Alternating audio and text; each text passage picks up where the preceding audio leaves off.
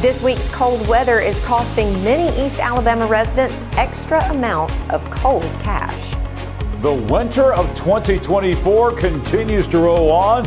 We've got more cold temperatures on the way. The complete forecast coming up. Coming up in sports, a couple local high school athlete standouts have committed to play sports at the next level. Also, the Calhoun County basketball tournament continues tonight at Pete Matthews Coliseum. EAN Local News starts now.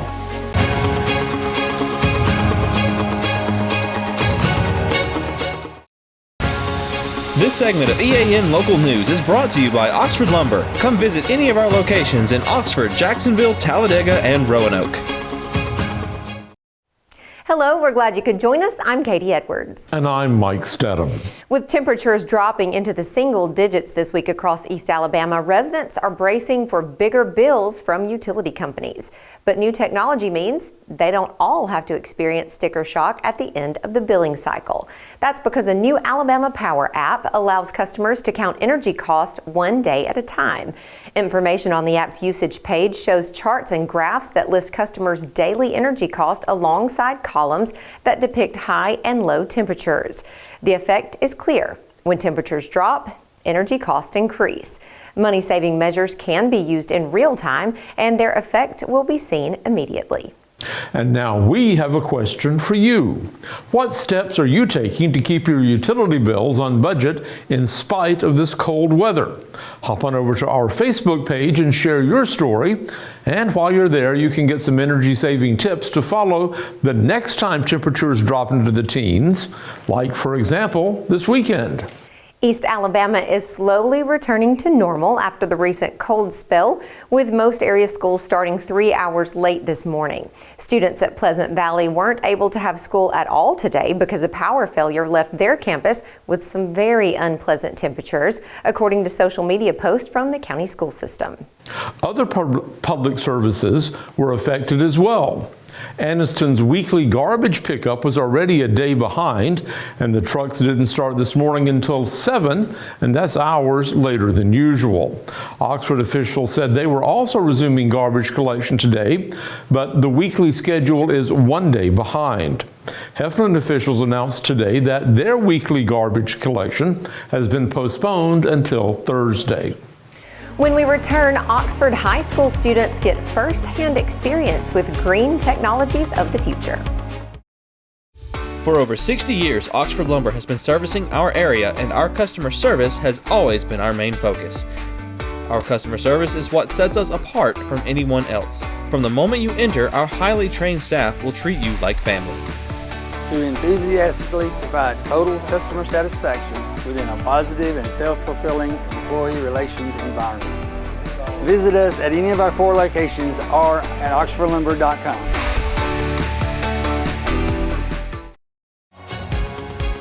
This segment of EAN Local News is brought to you by Waldrop Manufacturing, metal buildings made right here in Calhoun County.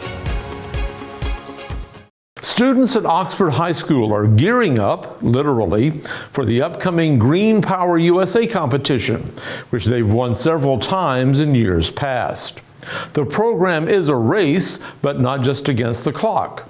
Instead of having the fastest car, the goal is to have the most efficient electric car in the race.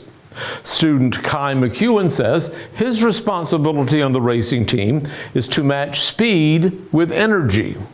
So with the Greenpower races, our goal is to see as many laps as possible within a 90-minute time period.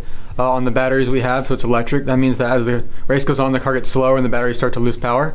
So my job on the team is to optimize our RPM efficiency during the races so that we can keep a good average speed, we get more laps in the race, because if we go really fast at the beginning and we go super slow at the end, cars will start to pass toward the end of the race. If we go too slow, then we'll have too much battery power left in the race and wouldn't have used all that we can. So I make sure that we keep a steady velocity throughout the entire race in order to ensure we get the most laps possible. Teacher and coach Britt Young is in charge of Oxford's Greenpower team, and he says the school competes on 3 levels. White car behind me here, 777, is our stock car. It's a great place for people to start in the program. So they send you a frame, the motor, the batteries, everything you need except for a body. And so they assemble that per the instructions that come with the kit, and then try to find a lightweight and aerodynamic body to put on it. And in the stock division, that's pretty much all they get. Everything else is the same amongst all the cars, and so it's a really good one for students to be able to learn how to pull efficiency out of this platform. How can they make this platform the most efficient? And so, we've won national championships in the last 2 years in that division. It just shows that our students are really good at making that platform efficient compared to other teams in the country. Young says the more advanced students get a chance to make more modifications on their car based on what they've learned from their previous experience. That same stock frame, motor and battery, and they can start doing things. They can lighten it by cutting sections out of the frame.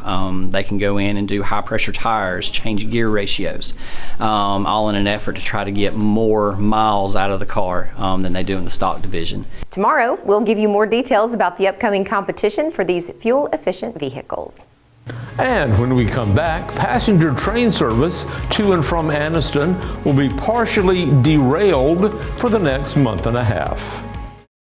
For metal buildings in Alabama and the Southeast, Waldrop Manufacturing is your one-stop source. A Waldrop metal building provides the coverage and protection your investments need. They specialize in carports, RV covers, portable buildings, and storage buildings. Stop paying rent for storage. With Waldrop's price per foot, you can actually save money by buying straight from the manufacturer. Waldrop buildings are guaranteed because Waldrop manufactures buildings with U.S. steel right here in Calhoun County. Waldrop Manufacturing, serving the entire Southeast. Give them a call today. This segment of EAN Local News is brought to you by WM Grocery, located in Heflin, Wadowee, Roanoke, and in Piedmont.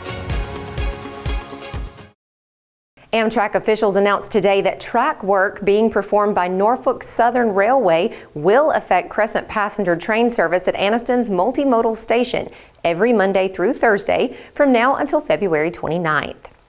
The passenger service will not continue south from Atlanta to Anniston anytime Monday through Thursday during this maintenance period.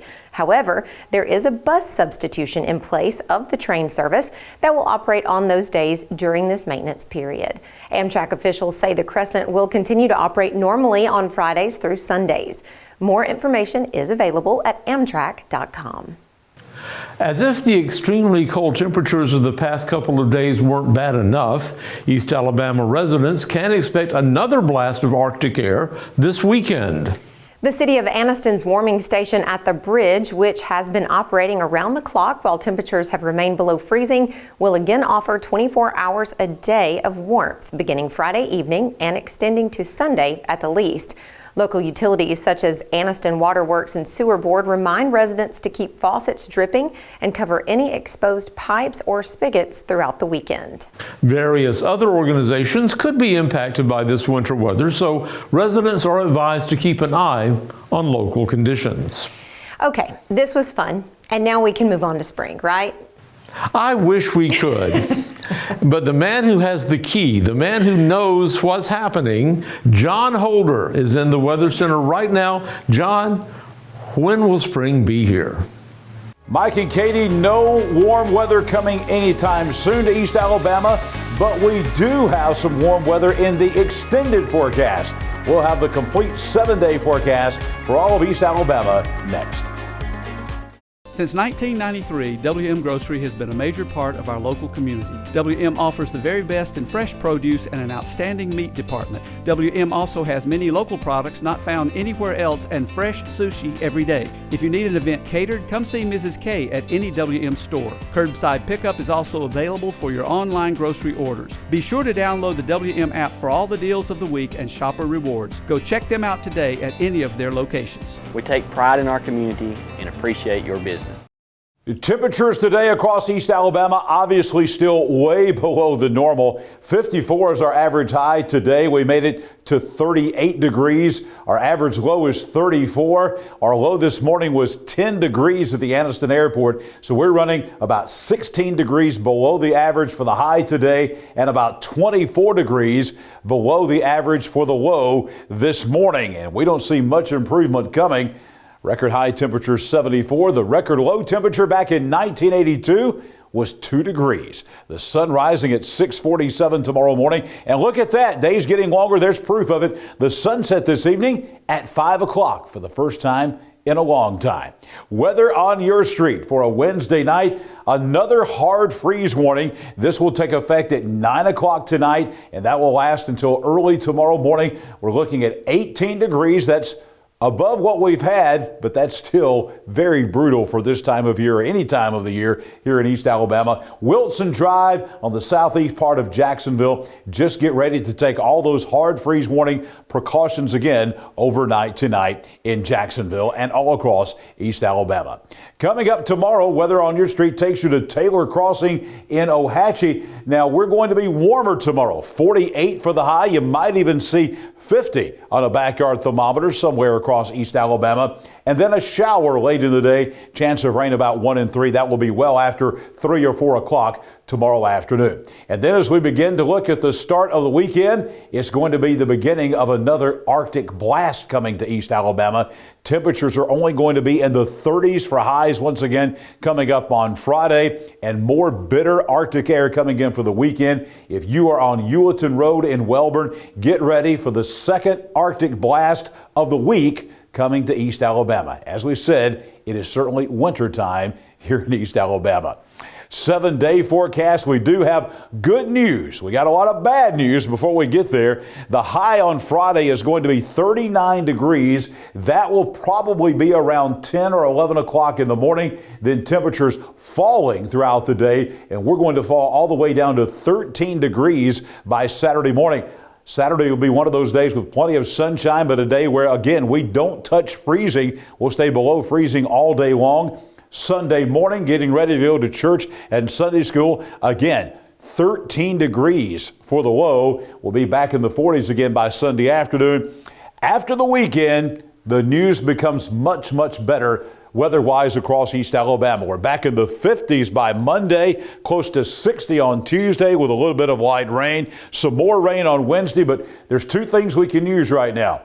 Some rainfall and some warm temperatures. And we've got both of those coming in about a week, about a 50-50 chance of a shower. And look at that high temperature in the 60s. And beyond that, we're looking at temperatures that will be in the upper 60s by the end of next week, maybe closing in on 70 degrees. A taste of springtime. Boy, we sure can use that. That's for sure. And that's going to be vastly different from what you're going to see tonight. Here's the forecasted low temperatures across north and central Alabama. Everyone in the northern half of the state looks like going to be in the teens. 19 degrees in Anniston, 16 degrees in Gadsden. Our average, as we said, about 18 degrees. We'll see some 20s tonight down to the south, but from I-20 northward, it looks like we're going to be spending another night in the teens across East Alabama. Bundle up again this evening. I'll be back here tomorrow morning at 6 a.m. for your breakfast forecast for all of East Alabama as we begin your work and school day. Right now, it is sports time. We've got some recommitments with local high school football players across East Alabama. Namath Pitts is on top of it and has the details right now. Namath? Thanks, John. High school football in East Alabama has made waves the past few days after two players committed to play college football. East Alabama also had a local softball standout commit to play at the next level. Here are the players that made commitments to play sports at the next level. One of the county's best football players is headed to the Big Easy. Anniston High School defensive back Jaden J. Money Lewis announced his commitment to Tulane. Lewis, who was previously committed to Auburn, also had offers from Houston, Colorado, Missouri, and others. Lewis was selected as first-team All-State defensive back by the Alabama Sports Writers Association after piling up 49 total tackles, 35 solo, a tackle for loss, and 3 interceptions, with 2 being returned for touchdowns. He also totaled 556 yards of total offense to go along with 8 offensive touchdowns.